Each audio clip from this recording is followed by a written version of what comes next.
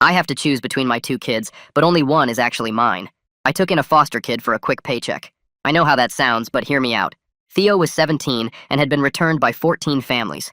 I was broke and needed money to pay for my wife's early Alzheimer's. Our bio son Jaden had been in prison for statutory grape, so it's not like we had other responsibilities.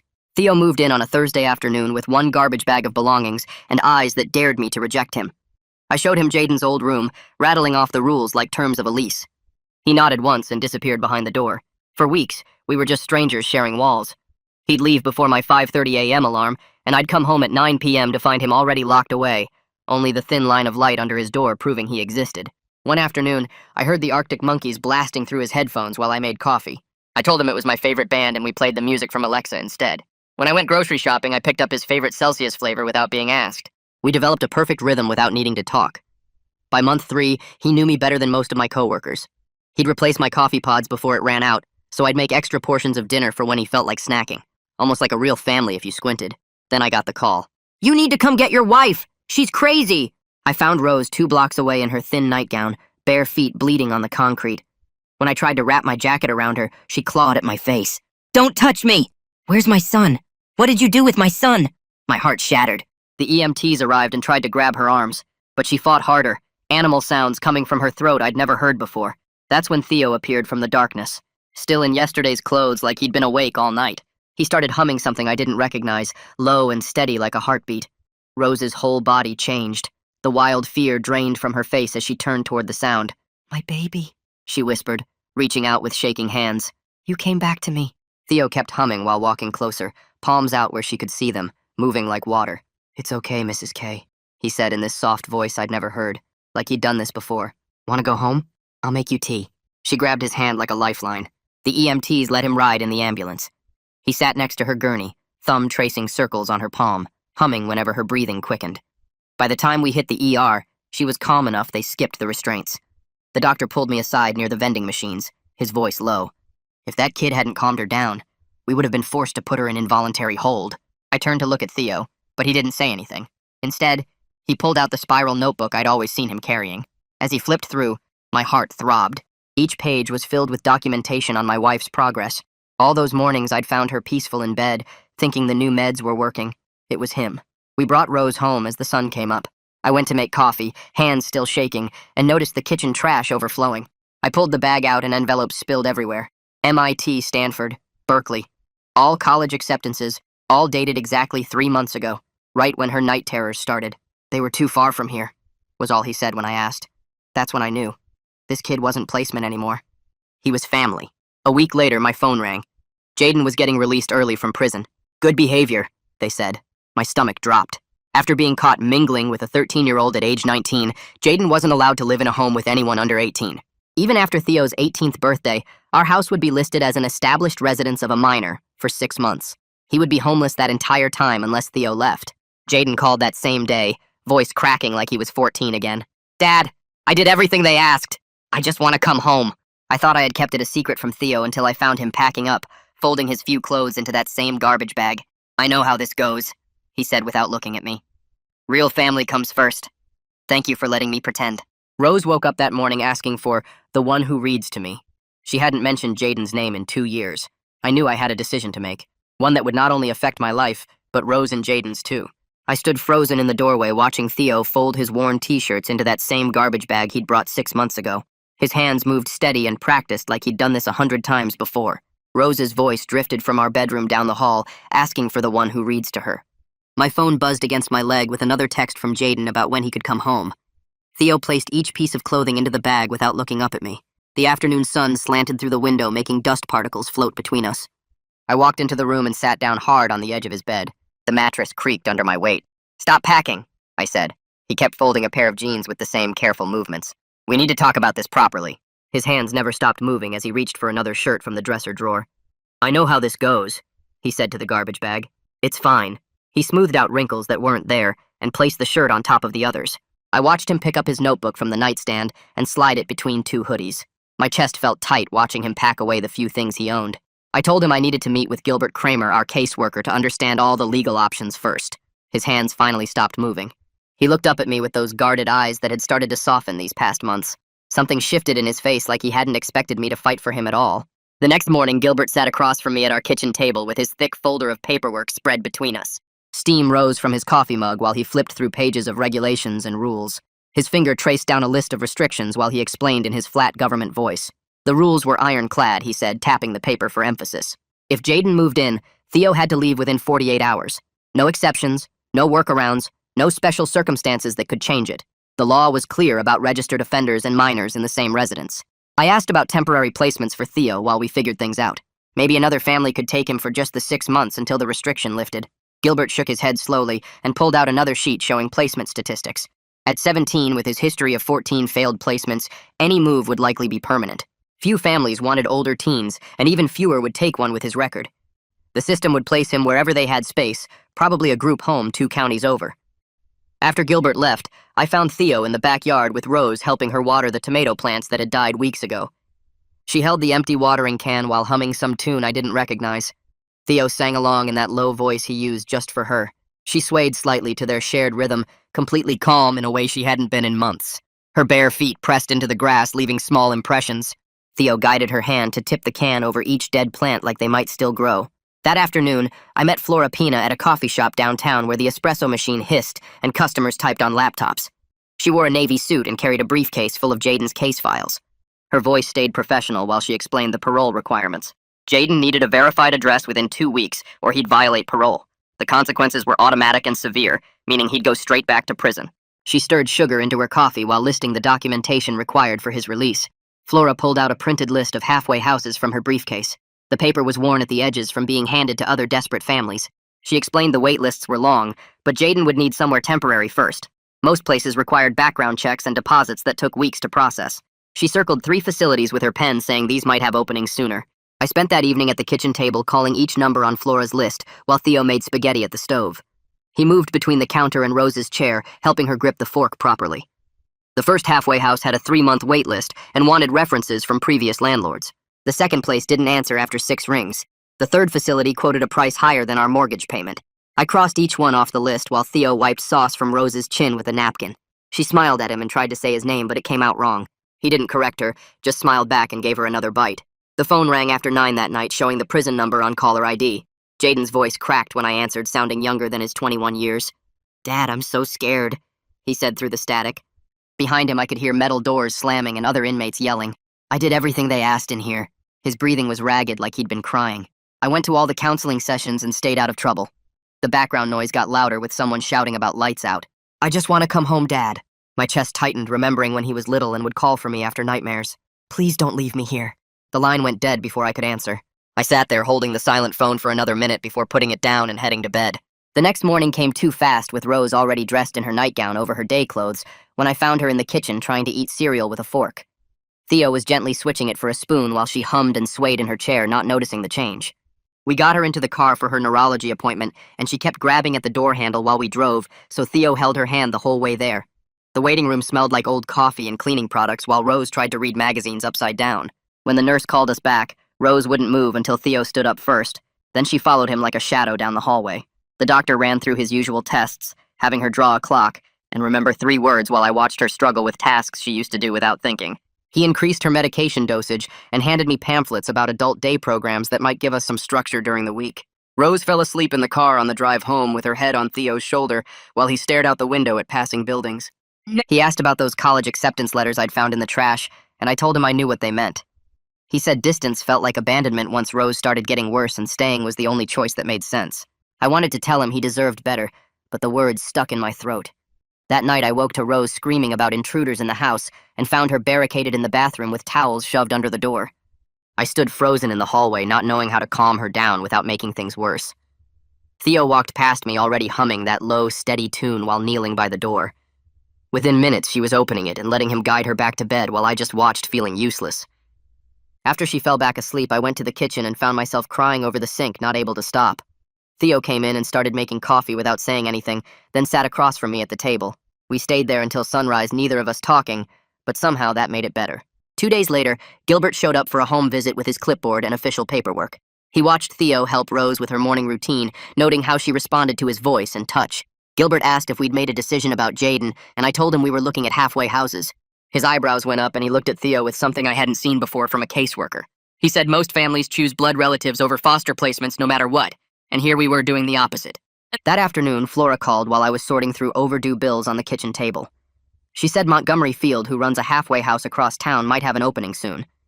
The facility had strict rules about curfews and drug testing, but could work for Jaden's situation if we moved fast. I thanked her and hung up, then looked at the pile of bills, realizing we were 2 months behind on the mortgage. The foster care stipend for Theo was the only thing keeping us from complete disaster right now. My work had been calling about missed shifts and shortened hours, but I couldn't leave Rose alone anymore. The next morning, my supervisor called me into his office with the door closed, which was never good.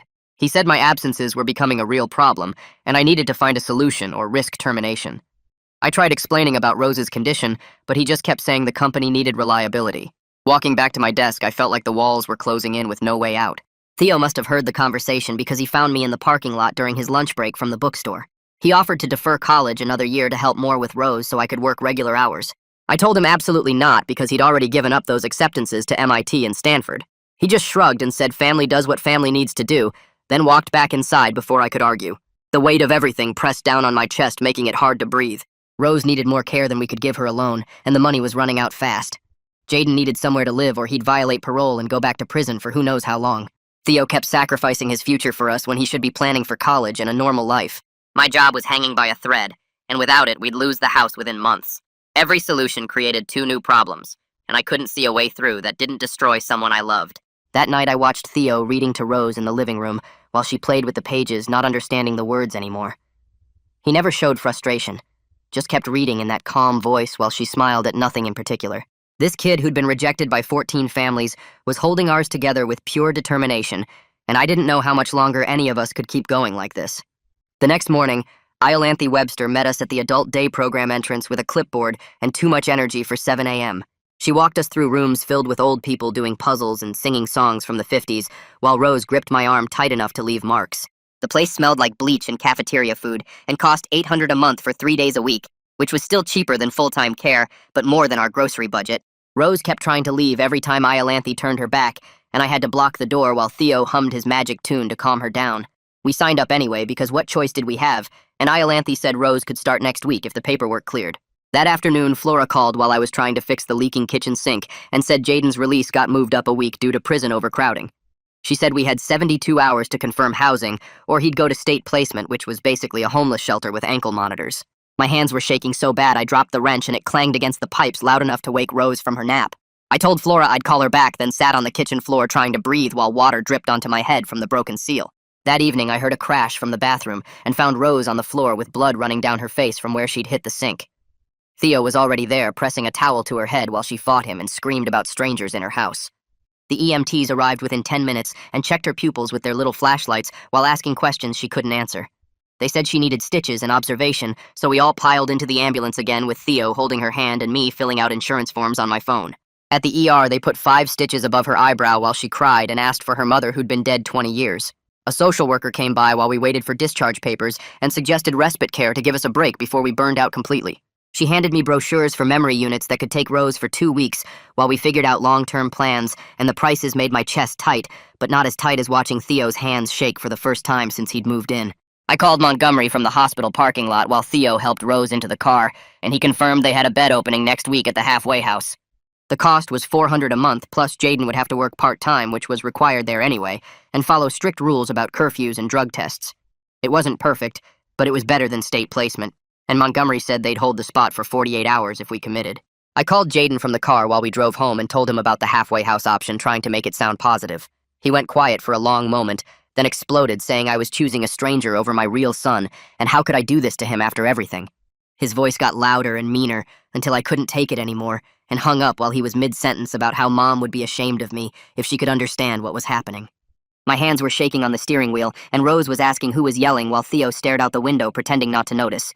We got home, and I went straight to the back porch, needing air and space from everything crushing down. Theo found me there 20 minutes later and sat on the steps without saying anything at first. Then he said he understood if I changed my mind about keeping him because blood is blood, and nobody would blame me for choosing my real son. His voice was steady like always, but I could see the way his shoulders hunched like he was already packing that garbage bag in his head. The next morning, I drove to the memory care place where Baldrick Couch worked and signed papers for Rose's respite placement. 2 weeks in a secure unit starting Monday with activities and meals and trained staff who knew how to handle wandering and aggression. Baldrick showed me the room she'd have with its single bed and plastic furniture that couldn't hurt anyone, and I signed my name 12 times on forms about medication and emergency contacts.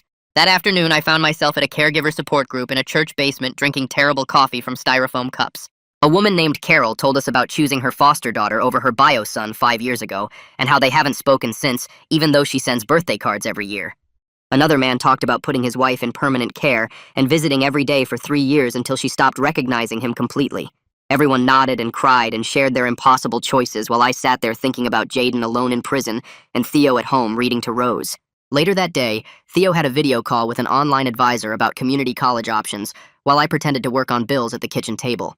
He asked about part-time programs where he could take morning classes while Rose was at daycare, then increase credits as things stabilized. The advisor talked about financial aid and transfer options, and Theo took notes in that same spiral notebook where he'd documented Rose's symptoms. He looked so young sitting there planning a future that revolved around caring for someone else's sick wife instead of going to MIT like he deserved. The day Jaden got released to the halfway house, Montgomery called while I was driving to work to confirm he'd arrived safely. Montgomery's voice was steady as he explained Jaden had refused to speak during the entire transfer, just stared out the window with his jaw clenched tight. But at least he was housed and following the intake rules.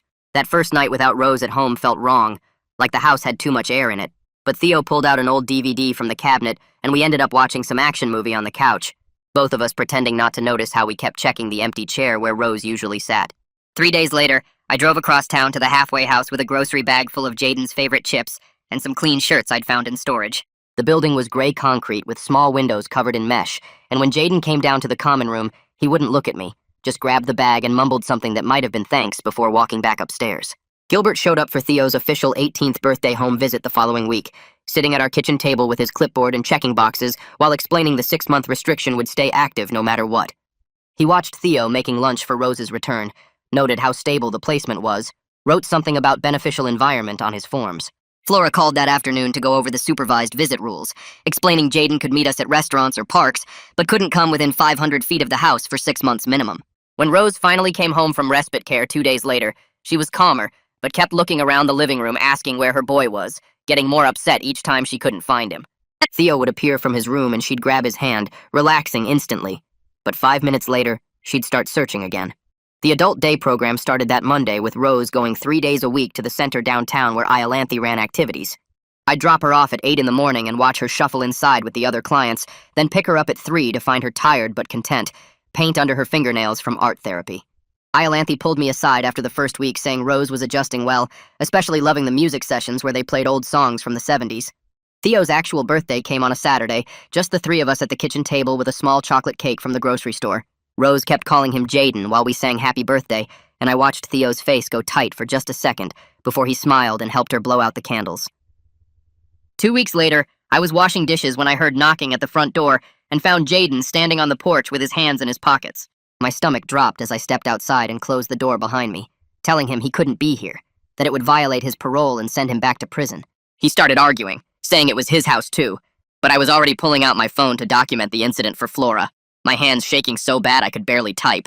After he finally left, stomping down the driveway and kicking the mailbox, Theo found me sitting on the porch steps with my head in my hands. He sat down next to me and said, I always took the path that made everyone else comfortable instead of doing what was actually right. I looked at him and admitted he was probably right, that I'd spent my whole life avoiding the hard choices, letting things happen to me instead of making decisions. He nodded and went back inside to check on Rose, who was calling for someone to help her find her shoes, even though she was already wearing them. The next morning, I signed Rose up for 5 days a week at the program instead of 3, figuring we needed the stability more than we needed the money we'd save. Montgomery called to say Jaden had gotten a warehouse job through their placement program, working 4 to midnight unloading trucks, which meant our paths wouldn't cross much even if we tried. I started visiting him every Sunday morning at a diner near the halfway house, bringing coffee and sitting across from him while he picked at eggs and complained about his roommate who snored. Gilbert came by again for a standard check-in, finding Theo helping Rose with a puzzle at the dining room table while I sorted through medical bills in the kitchen. He made notes about continued stability and asked if we'd thought about extended foster care through college, which would keep Theo eligible for support until he turned 21. Flora sent paperwork about establishing a visitation schedule with Jaden, suggesting we start with public meetings once a week and see how it went from there. The routine started to feel almost normal, dropping Rose at day program, working my full shift, picking her up, making dinner while Theo helped her eat. then all of us watching TV until she got tired around 8. Jaden kept his distance mostly, though Montgomery mentioned he'd driven by the house a few times according to his GPS monitor, always slowing down, but never stopping. Theo enrolled in 2 community college classes for the fall semester, Intro to Psychology and English Composition, scheduling them for mornings while Rose was at her program. We found a rhythm that actually worked, even if it wasn't what any of us had planned, even if it meant accepting that some things would never go back to how they were before. The bookstore manager called Theo the next morning about a part-time position shelving books and helping customers find titles. He started that Monday, working noon to 5 while Rose was at the day program with Iolanthe. I'd drop Rose off at 8:30, drive to work, and Theo would pick her up at 3 in his beat-up Honda he'd bought with his first paycheck. Every evening at 6:30, he'd sit next to her bed with whatever paperback he'd brought home from work. She'd fall asleep to his voice reading about detectives or space adventures or small-town romances, and most nights she'd stay asleep until morning. I finally made it through a whole work week without leaving early or calling in sick. My supervisor stopped by my desk Friday afternoon and pulled the performance warning from my file, saying whatever I'd figured out was working. That same week, Montgomery called to say Jaden had started at the warehouse, working 4 to midnight unloading trucks. He was showing up on time, passing his drug tests, attending the required group sessions twice a week. The neurologist looked at Rose's chart during our next appointment and suggested we increase the day program to 5 days since she was responding well to the structure. I did the math on my phone while sitting in the waiting room and realized with Theo's bookstore income and my steady paychecks, we could actually afford it. Gilbert came by with the paperwork for extended foster care, which would keep Theo in the system through college with continued support. I signed every page while he explained how Theo could stay until he turned 21 as long as he was enrolled in the school. That night I called Jaden from the garage where Theo couldn't hear. I told him I loved him, but Theo was family now too and would be staying permanently. He yelled for a while about how I was choosing a stranger over my real son, but he didn't hang up. When he finally stopped shouting, I suggested weekly visits at public places, supervised like Flora required. He said he'd think about it and hung up without saying goodbye. Baldrick called 2 days later about a new program opening up, one with extended hours until 8 at night. This would mean both Theo and I could work normal schedules without rushing to pick up Rose. We toured the facility that weekend, watching the staff lead activities and serve dinner to the residents. Rose seemed calm there, humming along to the music they played during craft time. We moved her to the enhanced program the following Monday. That first night home, she ate dinner without throwing anything and went to bed without crying. Theo and I sat at the kitchen table with a notebook, writing out a chore chart and budget that divided everything fairly. He'd handle groceries and laundry, I'd cover bills and yard work. We'd split cooking based on who got home first. Our first supervised visit with Jaden happened at a diner off the highway the next Sunday. Flora sat 2 booths away pretending to read a newspaper while we picked at pancakes and tried to find safe topics. Jaden kept his hands folded on the table the whole time, asking about Rose's health and Theo's job without any real interest in the answers. When the hour was up, he stood and nodded at me before walking to Montgomery's van in the parking lot. It wasn't much, but he'd shown up and stayed the whole time without yelling or storming off. Theo filled out his community college application that night at the kitchen table while I helped Rose with her dinner. He planned to take Intro to Psychology and English Composition in the mornings while Rose was at her program, then work at the bookstore in the afternoons. The next few weeks fell into a rhythm that almost felt normal. Mornings started with getting Rose ready and dropping her at the program by 8. I'd work my full shift without interruption, actually catching up on projects I'd been behind on for months. Theo would get Rose at 5:30 after his bookstore shift, start dinner, help her eat while I drove home in rush hour traffic. We'd watch game shows together until Rose got tired, then Theo would read to her until she fell asleep. Jaden kept showing up for our Sunday visits, each one slightly less awkward than the last. He started talking about his warehouse job, complaining about his supervisor and the guy who always took too long on smoke breaks. Montgomery reported he was following all the halfway house rules, making curfew, keeping his room clean, attending required counseling. 3 months into the new routine, things actually felt stable. Rose knew the day program staff by their voices, even if she couldn't remember their names. Theo had regular customers at the bookstore who asked for his recommendations. I hadn't gotten a warning at work in weeks, and my supervisor mentioned a possible promotion. Even Jaden seemed to be finding his footing, talking about maybe getting his forklift certification to move up at the warehouse. The 6-month restriction would lift soon, but we all knew the current arrangement was working. Jaden had his independence at the halfway house, Theo had stability with us, and Rose had the care she needed. It wasn't the family any of us had imagined, but it was the one we'd built from the broken pieces of what came before. 3 months passed with everyone finding their own rhythm. Jaden called one Tuesday asking if I wanted to see his new place through the transitional housing program. I drove across town to a brick building with fresh paint on the window frames and buzzers that actually worked. His apartment was on the 3rd floor, small but clean, with a couch from Goodwill and a coffee table he'd built from pallets at work. He showed me the kitchen where he'd organized his dishes in the cabinets and pointed out the view of the parking lot like it was something special. I noticed he'd hung a photo of us from when he was 12, before everything went wrong. We stood there looking at his space, and I told him I was proud of how he'd set it up. He nodded and offered me water in a glass he'd bought himself. Rose's medications finally hit the right balance after all those adjustments. She couldn't remember our names anymore, but she'd smile when we walked in the room and reach for our hands during meals. The day program had her on a schedule that kept her calm most days. She'd paint with watercolors in the morning and listen to old music in the afternoon. Sometimes she'd hum along to songs from the 60s and tap her fingers on the table. The staff said she was one of their easier residents now that we'd found what worked. At home, she'd sit between Theo and me on the couch, holding both our hands while we watched her favorite cooking shows. One evening, I found Theo in his room pulling out those college acceptance letters from a folder. He smoothed out the MIT one and put it in a frame from the dollar store. When I asked about it, he said he'd reapply in 2 years when things were more settled and he had money saved. He hung it above his desk next to the community college schedule where he'd circled his psychology and English classes. The bookstore had promoted him to assistant manager, which meant better hours and health insurance. He was saving half his paycheck in an account he showed me on his phone. Thursday mornings became our new routine with Jaden. We'd meet at the same diner off the highway at 7 before my shift started. He'd order black coffee and eggs over easy while I got pancakes. We talked about safe things like his warehouse job and the weather forecast. He told me about getting his forklift certification and the raise that came with it. I'd update him on Rose's condition and Theo's college classes without going into too much detail. We never mentioned the past or why things were this way. The waitress knew our order by the 3rd week and had the coffee ready when we walked in. Those breakfasts weren't much, but they were something we could both handle. The 6-month restriction date came and went without any of us mentioning it. Jaden had settled into his apartment and started making friends at work. Theo had his routine with school and the bookstore and helping with Rose. I'd gotten that promotion at work with the steady schedule I could finally maintain. We all knew changing things now would mess up what was working. Flora called to confirm the restriction had lifted, but said Jaden seemed stable where he was.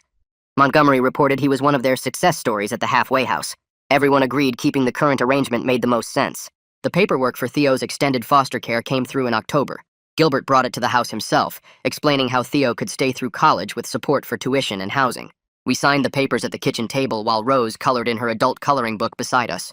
Theo would officially be part of our family until he graduated, with the option to extend if he went to grad school. Gilbert said it was one of the smoothest permanent placements he'd seen in 20 years. That night at dinner, Rose sat between Theo and me like always. She held both our hands while we ate the spaghetti Theo had made. Her grip was firm, even though her eyes were confused. She didn't know who we were, but she knew we were her people. She'd look back and forth between us and smile like she'd figured out something important. When Theo helped her with her pills, she patted his cheek and said thank you to the nice boy. After dinner, she fell asleep on the couch with her head on my shoulder and her hand in Theo's. We sat there watching some nature documentary about penguins, not wanting to wake her. These quiet moments felt more like family than anything I'd had before. Thanksgiving came faster than expected. Jaden suggested we meet at a restaurant instead of trying to figure out the house situation. We picked a place downtown that served turkey dinners all day. It was the first time we'd all been together in public since everything happened. Jaden showed up 5 minutes early in a button-down shirt I'd never seen. Theo wheeled Rose in wearing the purple sweater she loved. We sat at a round table where everyone could see each other. The conversation stayed surface level, but we all stayed the whole meal. Jaden even helped Theo get Rose to the car afterward. It wasn't perfect with all the history between us, but we were trying. That was more than I ever thought we'd manage after everything that happened. I really appreciate you sticking with me through all the questions and curiosity today. It means a lot to share these moments with you. If you made it to the end, drop a comment. I love reading all your comments.